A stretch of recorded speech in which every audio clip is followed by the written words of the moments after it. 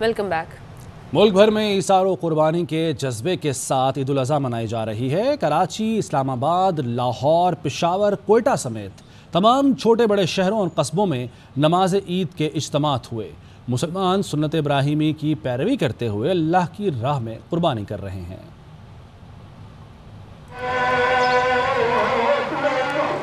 मुल्क भर में ईद उल अज़हा मजहबी जोश और जज्बे के साथ मनाई जा रही है। मसाजिद, ईदगाहों और खुले मैदानों में नमाज ईद की अदायगी की गई।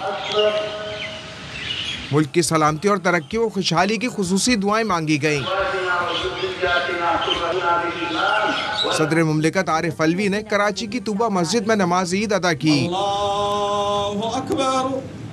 शहर में नमाज ईद के छोटे बड़े इज्तिमात हुए। वज़ीर आज़म शहबाज शरीफ और हमजा शहबाज ने नमाज ईद की अदायगी जाती उम्रा में की।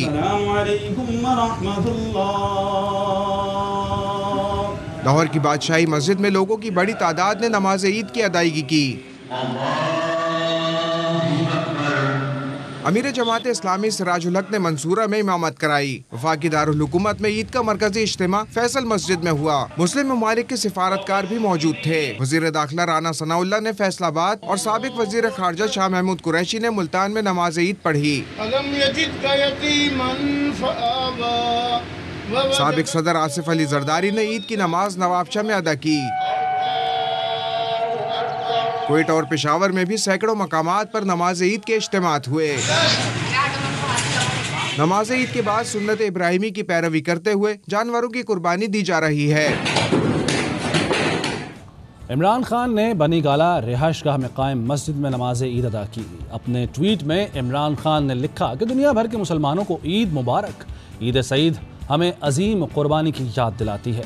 खुशियाँ मनाते हुए अहले कश्मीर और फ़लस्तीन के लिए दस्ते दुआ दराज कीजिए। रब्बुल इज़्ज़त के एहसानात पर कलमाते शुक्र अदा करते हुए दुआ करें। तो ये ट्वीट किया साबिक वज़ीर आज़म इमरान खान ने, जिन्होंने अपनी रिहाइशगाह बनी गाला में कायम मस्जिद में नमाज ईद अदा की।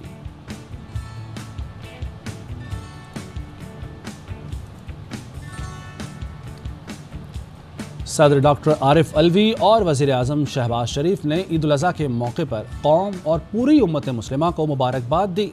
उन्होंने अपने अलग अलग पैगामात में कहा कि ईद कुर्बान हमें अजीम कुर्बानी की याद दिलाती है।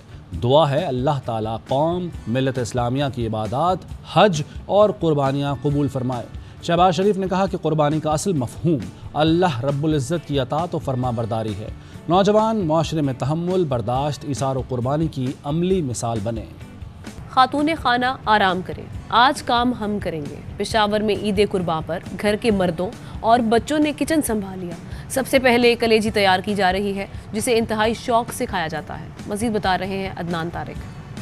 ईद की बड़ी खुशियों का सिलसिला जो है वो जारी है। जानवर जो है वो ज़िबा हो रहे हैं और जानवर ज़िबा होने के बाद सबसे पहले जो कसाई से डिमांड की जाती है वो कलेजी की जाती है। हम पेशावर के घर में मौजूद हैं जहाँ पर बच्चों ने जो है वो किचन संभाल रखा है। कलेजी जो है वो तैयार हो रही है। बच्चों से बात करेंगे क्या हो रहा है, क्या ज़िबा किया है, किसका इंतज़ार है। हम लोगों ने गाय ज़िबा की है और हमें कसाई बहुत मुश्किल से मिला है और हम कलेजी पका रहे और हमें मज़ा आ रहा है। बच्चों की ख्वाहिश थी कि आज आप अपने हाथों से कलेजी बनाए, इसलिए हम बस कोशिश कर रहे हैं, अपने हाथों से कलेजी बनाने की कोशिश कर रहे हैं और जानवर ज़िबा किए। बहुत मज़ा है, बच्चों के साथ एंजॉय कर रहे हैं। ठीक है, छोटे बड़े बच्चे सभी जो है वो किचन में जो है कलेजी जो है वो बना रहे हैं। ये देखें जी, इस वक्त कलेजी फ्राई हो रही है और सब जो इसका इंतज़ार है क्योंकि जानवर जो है वो ज़िबा होगी और कलेजी जो है फ्राई हो रही है। कुछ ही देर में कलेजी जो सारे घर वाले खाएंगे। ओल्ड सिटी एरिया से बारिश का पानी तो चला गया, लेकिन टूटी सड़कें और फुटपाथ अपने असरात उस पर छोड़ गया। इस हवाले से मजीद जानते हैं अरबा न्यूज़ के नुमाइंदे अरबाब चांडियों से। जी अरबाब।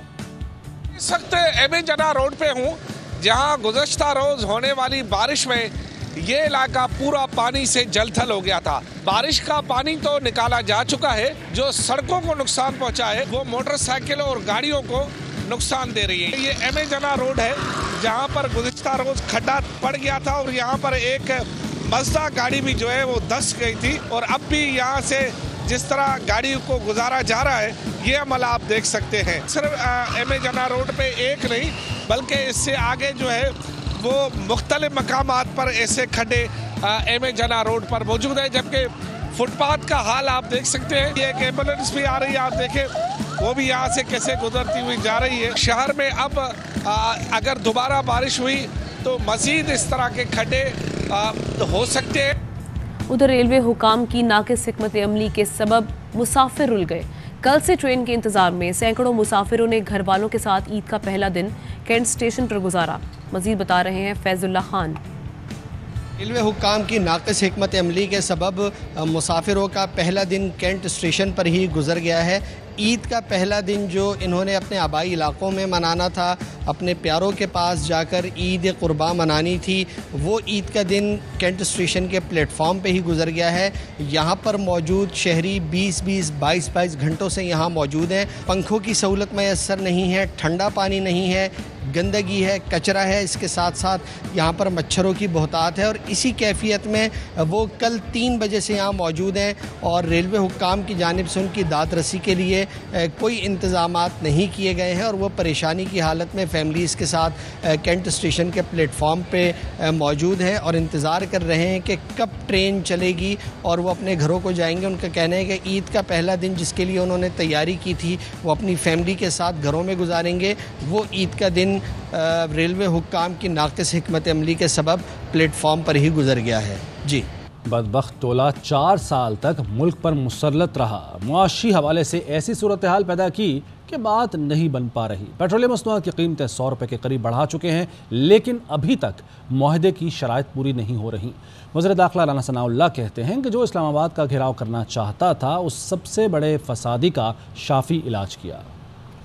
टोला इस मुल्क पर 4 साल मुसल्लत रहा, मुआशी हवाले से तो ऐसी सूरत पैदा की कि बात बन नहीं पा रही। IMF हमारी नाक से नकीरें भी निकलवा चुका है, कीमतें भी पेट्रोलियम की जो है वो 100 के करीब वो बढ़ा चुका है, लेकिन अभी तक मुआहदा की शराइत पूरी नहीं हो रही। शायद इन्हें ये मालूम था इनके घटिया अमाल की वजह से ये कौम इनको चलता करेगी। इन्होंने ऐसी शराइत ज़ीरो सब्सिडी का मुआहदा किया जो इस्लामाबाद का घेराव करना चाहता था। हमने उस सबसे बड़े फितने और फसादी का भी जो है वो शाफी इलाज किया। इमरान रियाज साहब जो एक बयानिए को अपना के हमारे साथ जो करते रहे हैं वो भी आपके सामने है। जब मेरे खिलाफ मुकदमा बना था तो उन्होंने उस वक्त मेरे लिए आवाज़ उठाई, लेकिन मेरा उनसे गिला रहा हमेशा कि उसके ख़िलाफ़ कोई हुकूमती एहलकार या हुकूमती महकमा मुद्दई नहीं है। वो जब हमारे ख़िलाफ़ थे तो उस वक्त भी वो एक इंतहा पे थे, अब अगर वो किसी और के ख़िलाफ़ हो गए तो वो भी इंतहा पे हैं। एक सहाफ़ी को किसी जमात का कारकुन नहीं होना चाहिए।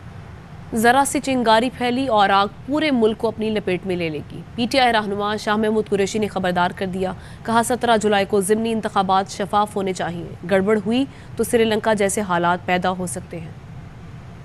जो अब होने जा रहे हैं 17 तारीख को वो शफाफ होने चाहिए। अगर उनमें गड़बड़ करने की कोशिश की गई, मुझे डर है श्रीलंका जैसे हालात अल्लाह न करे पाकिस्तान में पैदा हो सकते हैं। इंतजामिया की जिम्मेदारी है वो सियासत में मुलव्वस ना हो। अगर होते हैं पब्लिक रिएक्शन होगा। जरा सी चिंगारी अगर आई तो आग भड़क जाएगी और वो पूरे मुल्क को अपनी लपेट में ले लेगी। हम ऐसा नहीं चाहते। पूरी कौम की नजरें इलेक्शन कमीशन पर लगी। साबित हो गया मुस्लिम लीग नून के उम्मीदवार सरकारी दफ्तर में सरकारी वसाइल इस्तेमाल कर रहे हैं। कोड ऑफ कॉन्डक्ट की खुल्लम खुल्ला खिलाफ वर्जी हुई है जिसका एतराफ हो गया। उनकी अहलिया को एक ओहदा देना और उनका कबूल कर लेना सवालिया निशान उठ। काश वो ऐसा न करते। 17 जुलाई को पाकिस्तान का मंजर बदल सकता है। अगर फैसला सिर्फ अवाम ने किया तो इमरान खान की 20 सीटें होंगी। शेख रशीद कहते हैं आसिफ जरदारी, फजलुर रहमान और शहबाज शरीफ एक पेज पर हैं। नवाज शरीफ थोड़ा बिदके हुए हैं, वो ऑन बोर्ड नहीं हैं। ईद के बाद गैस की कीमतें बढ़ेंगी। मौजूदा हुक्मरान IMF के जाल में फंस चुके हैं। अगर कोई फ़ज़ाई, हवाई, खलाई, मरतूब गर्म हवा न चली तो इमरान खान का बल्ला जीतेगा। 17 जुलाई पाकिस्तान का मंजरनामा बदल सकता है। अगर फैसला सिर्फ अवाम ने करना है तो इमरान खान की 20 सीटें हैं। आसिफ जरदारी और नून जो कि आपस में फासला हो गया है कई अपॉइंटमेंट्स पे, क्योंकि आजकल तो या अपने केस ख़त्म हो रहे हैं या माल बनाने के लिए अपॉइंटमेंट्स हो रही हैं। आसिफ जरदारी और फजलुर रहमान वो मिना में है इस वक्त। शहबाज शरीफ ये एक पेज पे और नवाज शरीफ थोड़ा सा अभी बिदका हुआ है, थोड़ा सा अभी वो ऑन बोर्ड नहीं है। आज और कल ईद गुजर जाए, आज ही गुजर जाए, आप देखेंगे ये गैस की कीमतें बढ़ाएंगे। ये IM के जाल में IMF के फंस चुके हैं।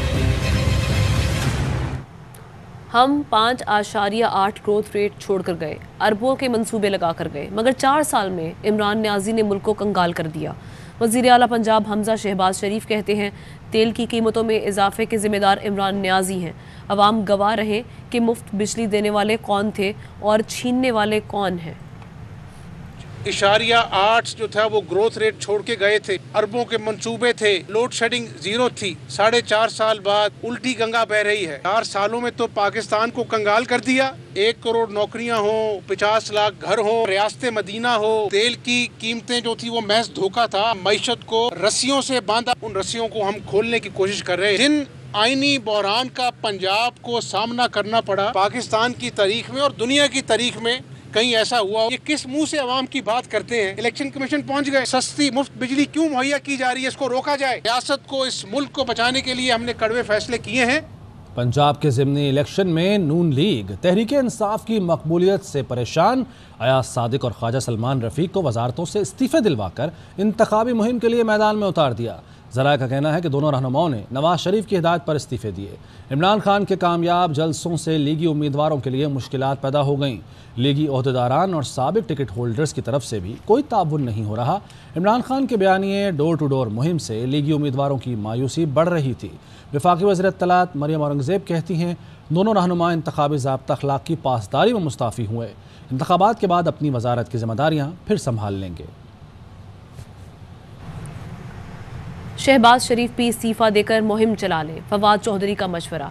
अपने ट्वीट में कहा कि ये कुछ भी कर लें, नतीजा पीटीआई की फतह की सूरत में ही आना है। इम्पोर्टेड हुकूमत नामंजूर ऐसी कैंपेन बन चुकी है जिस पर आम आदमी का यकीन और एतमाद है। आपकी पूरी हुकूमत को इस्तीफा देना है, कुछ हफ्ते इंतज़ार फरमाएं।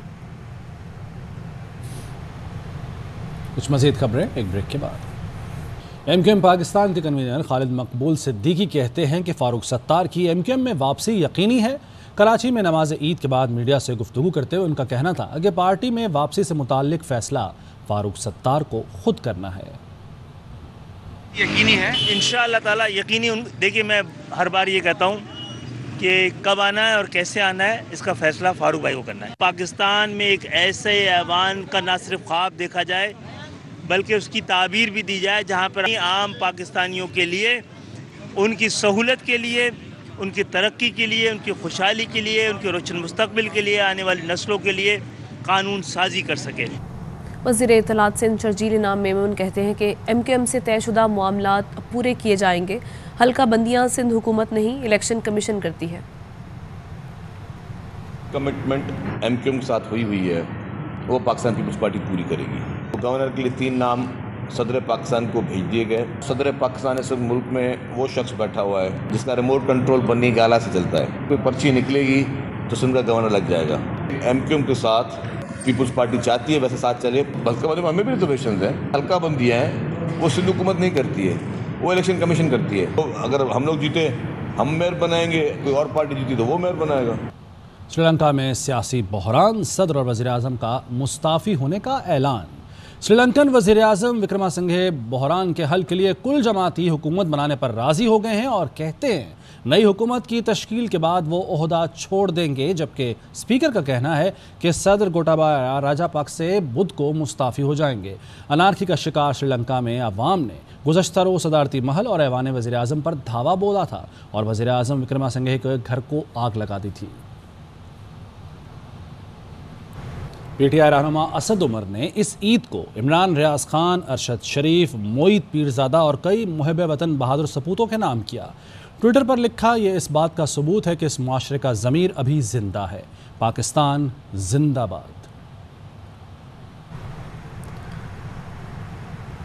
बड़ी ईद की बड़ी खुशियाँ।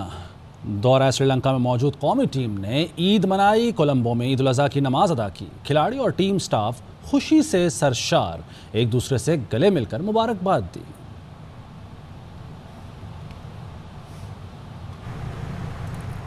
हर बार की तरह इस ईद पर भी लाया ARY न्यूज़ खुशियाँ दोबाला करने के लिए मज़े के प्रोग्राम। बड़ी ईद की बड़ी खुशियाँ, पल पल की खबरों से आगाह करने के साथ साथ ईद के दोनों दिन मौज मस्ती से भरपूर शोज़। तमाम देखने वालों को हम दोनों की तरफ से बहुत बहुत ईद मुबारक। बड़ी ईद की बड़ी खुशियाँ ARY न्यूज के संग ईद के दोनों दिन सुबह 10:03 पर देखिए बाखबर सवेरा में मजे मजे के चुटकुले। दोपहर 2:03 पर प्रोग्राम होशियारिया में मेहमान बनेंगे आरिफ हमीद भट्टी और इरशाद भट्टी। मेरी जवानी मोहम्मद अली।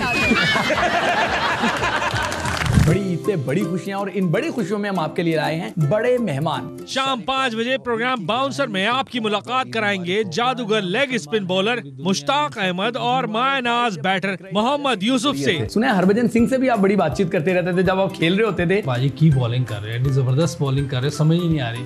फिर वो कहे ओए तुसी स्कोर भी करी जा रहे हो तो ये कह रहे हो समझ भी नहीं आ रही, क्यों नहीं समझ नहीं आ रही था।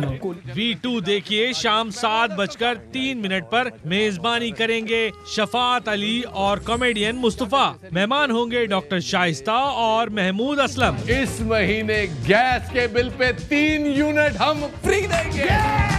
एक आध और जवाब सच दे दिया तो वजीर दाखिला में लग गया।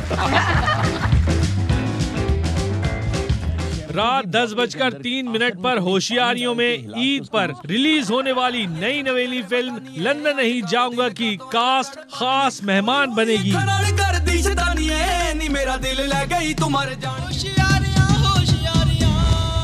11:03 शब को वसीम बदामी का मासूमाना शो आपकी ईद की खुशियां बढ़ाएगा। उसमें मेहमान बनेंगे जावेद शेख, बहरोज सब्जवारी और बुशरा अंसारी।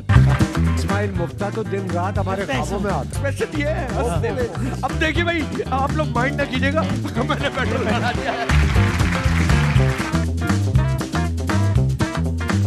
ईद के दूसरे दिन दोपहर 2:03 पर होशियारियों में डॉक्टर यास्मीन राशिद बनेंगी मेहमान। अगर राना सनाउल्लाह को आपको गोश्त भेजना हो आज तो गोश्त में क्या भेजेंगे? सोच ही नहीं सकते कि उसको कुछ भेजना चाहिए। शाम 5:03 पर स्पोर्ट्स रूम में कौमी क्रिकेट टीम के स्टार इमाम उल हक से होगी मुलाकात। कुर्बानी की बात हो रही है तो शादी कब कर रहे हो? एक्सपेक्टेड है इंशाल्लाह 1 से 1.5 साल। क्या सोचा है, लव मैरिज, अरेंज मैरिज या वो तीसरी वाली? मुझे ऐसा लगता है कि तीसरी वाली होगी।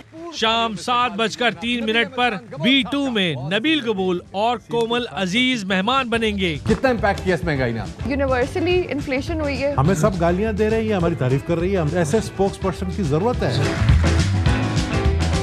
रात 10:03 पर होशियारियों में क्रिकेटर वहाब रियाज से मिलिएगा। रिश्ते में तो हम तुम्हारे बाप लगते हैं और इस बात पे मुझे बड़ा अफसोस है।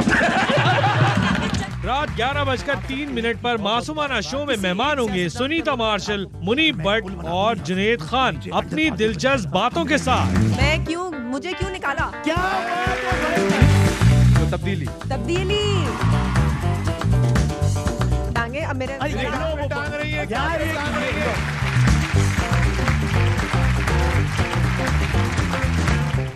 न्यूज़ स्टूडियो से फिलहाल इतना है। देखते रहिए ARY न्यूज़।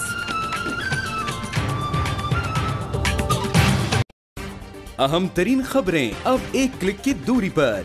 आपके पसंदीदा टॉक शोज हों या अहम मुल्की या गैर मुल्की शख्सियात की न्यूज कॉन्फ्रेंसेस, हर लम्हा बाखबर रहने के लिए सब्सक्राइब करें हमारा YouTube चैनल। मौसम की सूरत हाल हो या खेल के मैदान से खबरें, अपने मोबाइल फोन से मुल्की और बैनुल-अक़वामी अहम खबरों तक रसाई के लिए डाउनलोड कीजिए मोबाइल ऐप। बावसूख ज़राए से मुसद्दिका खबरों, तज्ज़ियों और तबसरों से मुस्तफ़ीद होने के लिए विजिट कीजिए पाकिस्तान की सबसे बड़ी न्यूज वेबसाइट www.arynews.tv। इन सब के अलावा पाकिस्तान का सबसे बड़ा फेसबुक पेज हो, सबसे बड़ा न्यूज इंस्टाग्राम अकाउंट या फिर ट्विटर, ARY न्यूज पहुंचा रहा है खबरें सबसे पहले आप तक, ताकि आप रहें हर लम्हा बाखबर।